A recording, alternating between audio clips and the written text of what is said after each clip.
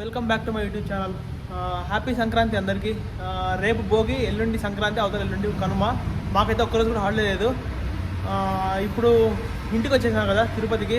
So ఇంట్లో అందరూ Kanchi plan చేస్తున్నారు. సో ఎందుకు వెళ్ళిపోకూడదు, ఎందుకు బ్లాగ్ చేయకూడదు అనిపించింది. So let's go.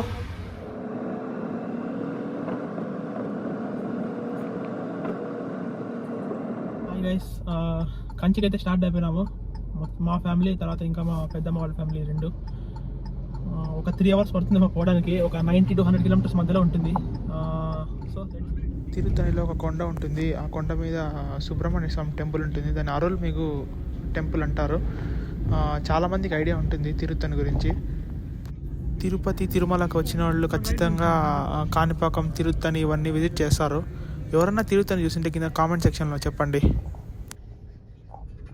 అలా తిరుపతి నుండి ఒక 1.5 hour జర్నీ తర్వాత తిరువల్లూరు వచ్చింది. బ్యాడ్ రోడ్స్ అసలు. అండర్ బ్రిడ్జ్ లోపల లెఫ్ట్ లో కాలువ ఉంది. మా కాలువ డ్రైనేజ్ తో నిండిపోయింది. అది కాలువ లాగా కనిపించదు, రోడ్ లాగానే కనిపిస్తుంది. దాంట్లో దూచకుండా మధ్యలో చూసుకుంటా రండి. మా రైట్ లో వచ్చినా కూడా పర్వాలేదు. రైట్ లో వస్తే కూడా కాలువలు ఏం లేవు, లెఫ్ట్ లో మాత్రమే కాలువ ఉంది. చూసుకొని రండి జాగ్రత్తగా. లైట్లు వేసుకోండి, హెడ్ లైట్లు వేసుకొని రండి. డబ్బా విషయం నాకంటే మా అక్కే బాగా చెప్పినట్టుంది. డ్రైనేజ్లో కార్ ఇరుక్కుపోయింది.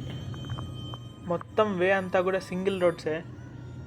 ఫైనల్గా కాంచీపురం అయితే వచ్చింది. నా లైఫ్లో నేను ఇంత వర్స్ట్ రోడ్స్ ఎక్కడా చూడలేదు. చాలా ట్రిప్స్ పైన ఇప్పటివరకు నేను. తిరుపతి నుండి కాంచీపురం రూట్ మటుకు చాలా వర్స్ట్ రోడ్ అసలు. ఇంతవరకు లంచ్ అయితే అవ్వలేదు.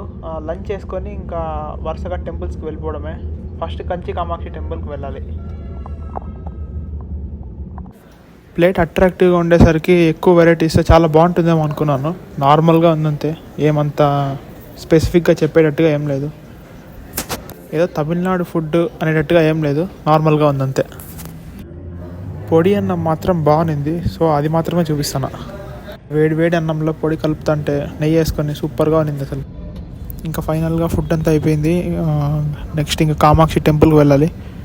సో అక్కడికి పోయి చూద్దాం.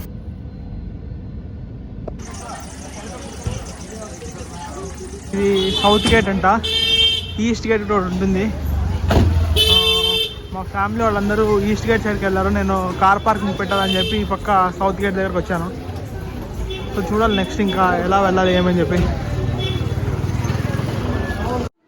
గైస్ చాలా పెద్దగా ఉంది గుడి అయితే. నేను ఇంతవరకు ఏ గుడి ఇంత పెద్దగా చూడలేదు. మధ్యలో ఒక మండపం టైప్లో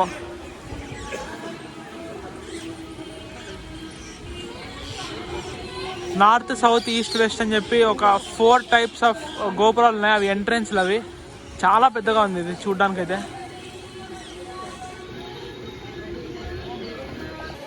చాలా పెద్దగా ఉంది గుడి చూడటానికైతే. సో మా ఫ్యామిలీని ఫస్ట్ ఎత్తుక్కుంటూ పోవాలి నేను. ఓకే, దర్శనం అయిపోయిన తర్వాత నెక్స్ట్ చెప్తా ఎట్లుందని.